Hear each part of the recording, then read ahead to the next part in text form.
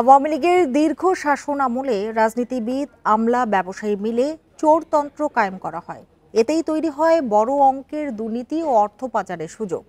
সোমবার অর্থনীতির শ্বেতপত্র নিয়ে সংবাদ সম্মেলনে এসব কথা বলেন কমিটির প্রধান দেবপ্রিয় ভট্টাচার্য।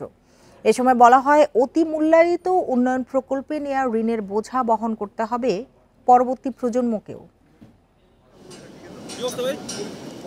আওয়ামী লীগের ১৫ বছরের বেশি শাসনামলে রূপপুর পারমাণবিক বিদ্যুৎ কেন্দ্র, কর্ণফুলী টানেল, পদ্মা সেতু, মেট্রো রেল সহ বড় বড় প্রকল্পে ব্যয় হয় কয়েক লাখ কোটি টাকা।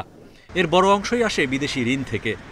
প্রকল্প বাস্তবায়নে সরকার ঘনিষ্ঠরা পেয়েছে একচেটিয়া সুবিধা, দফায় দফায় বেড়েছে ব্যয়। এতে অতিরিক্ত ঋণের বোঝা নিয়ে হুমকিতে পড়েছে দেশ। যে হিসাবটা আমরা এখন সরকারিভাবে এতদিন পাচ্ছিলাম, অবস্থাটা কিন্তু তার থেকে অনেক বেশি।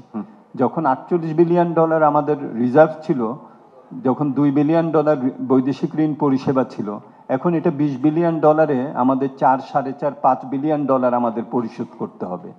সোমবার রাজধানীর এনইসি সম্মেলন কক্ষে শ্বেতপত্র প্রণয়ন কমিটি আয়োজিত সংবাদ সম্মেলনে বলা হয়, ব্যাংক খাতে সবচেয়ে বেশি দুর্নীতি লুটপাট হয়েছে।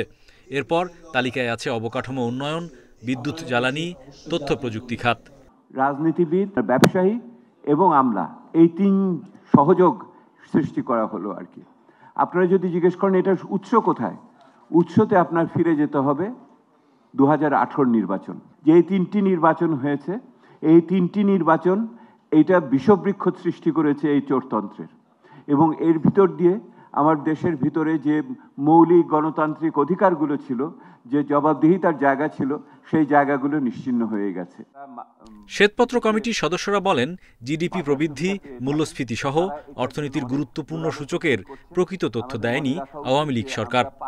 যদিও তাদের মতে নির্ধারিত সময়েই এলডিসি উত্তরণের সক্ষমতা রয়েছে। এই অনন্তকাল ধরে আমরা এই বাজার সুবিধাতে অবস্থান করব, এই মানসিকতা থেকে বের হয়ে টেকসই উন্নয়ন নিশ্চিতে দুর্নীতির সংস্কৃতি ভাঙতে প্রাতিষ্ঠানিক সংস্কার অব্যাহত রাখার তাগিদ তাদের।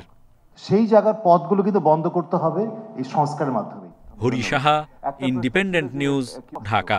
সেটা হলো যে